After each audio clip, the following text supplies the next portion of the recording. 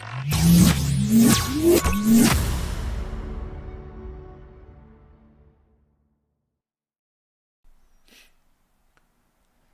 and welcome back to the course. This is Futures 101, Understanding Futures Contract.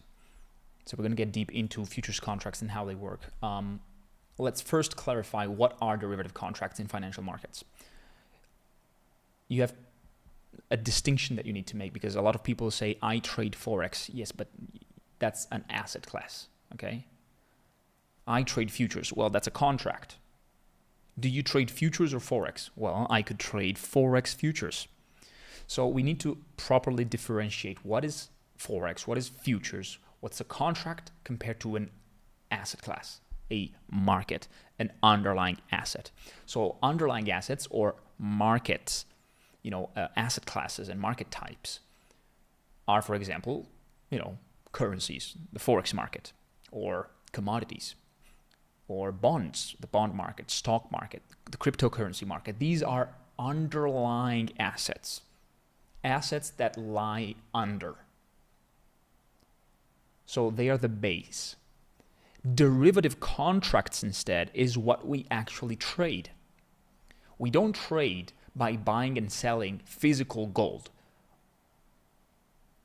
or physical oil or by actually going to a foreign exchange desk and changing our money literally, right? We normally trade contracts. Of course, if you're speculators, you also can buy underlying assets like stocks and bonds and cryptos. But likely, if you're a short-term speculator, not an investor necessarily, you're going to use derivative contracts. And you have many of them. You have CFDs, options, futures, swaps, and others. And let's make an example just to make you understand. For example, if the underlying asset is the exchange rate between euro and dollar, which is euro USD, a CFD, a contract for difference, might be euro USD. A futures contract might be 6E. If it's gold, you're going to have the CFD, which is typically XAU USD, and the futures, which is GC. It's a different type of contract. So for example here, yes, it's Forex, but it's Forex CFD and Forex futures. This is gold, gold CFD, and gold futures. The S&P 500, for example, the US 500 for CFDs, and the ES for the E-mini future contract.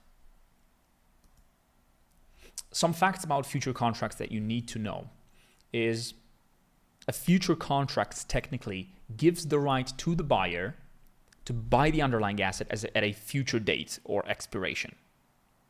So yes, they expire. Some expire every month, every 3 months, every 6 months, depending on the contract. But they have an expiration where you either buy the underlying asset or sell, for example, or you roll over the contract. You roll the contract over. So you basically roll it to the next expiration. And they were born for hedging purposes in commodities. That's why we have the Commodities Future Trading Commission, which is the CFTC, which also releases the COT report, the very famous COT report, which, by the way, is based off trading activity of futures contracts, okay? And as I said, futures contracts were born for hedging purposes in commodities a long time ago, okay? Like imagine IKEA, right? Imagine you're IKEA and you build furniture. Well, you're gonna need a lot of wood, right? So if you expect the prices of wood to rise in the future, instead of waiting until the price rises, you can buy a future now, a wood futures, that gives you the right to buy the underlying asset at a future date. So you buy it now, maybe at 100. In the next few months, the wood may rise in price, but you still buy it at 100. Similarly to what happens to an option in some way, even though it's completely different. But this is the idea, right? You hedge the risk of commodity price rising by buying a future. That's what the original and most vast use of futures contracts was. And then with the, the upcoming financial futures market, they became also a speculative asset class, a speculative type of contract, not just for hedging purposes. Now, some features of futures, or futures features. Sorry for the wordplay. They are centralized and regulated. So unlike CFDs that are traded OTC, are a very untransparent, low grade, low quality, low transparency type of asset class and type of derivative contract that are not traded all at the same place, all in one exchange, but are traded in a variety of different brokers and banks and liquidity providers that are very, very difficult to put all together to kind of come up with some trading activity and reliable volume data. Futures are centralized and they are regulated in the way they transact, unlike CFDs. They may require higher margins than CFDs, depending on the brokers. Some brokers are like really, really good with margins. You don't need a lot of money to trade futures. You can open an account with, I think, as low as $100 or $500 maybe to trade micro contracts. So it's completely doable for, people who cannot afford, to have $50,000 of their account. It depends on the broker, but margins are doable, let's say. And to trade them, you only need to pay commissions though. There's zero spread markup from brokers. A lot of you people coming from the Forex space might know that CFD brokers apply a extra spread on top of the market spread because they want to earn more money from your trading activity. Maybe you've been through a signal room and you didn't realize that your favorite guru with an offshore broker, put a 3 pips spread on euro dollar that normally should be 0, right? That shit does not happen in futures market because they're regulated, because they're centralized, because they're professional contracts, they're professional trading tools.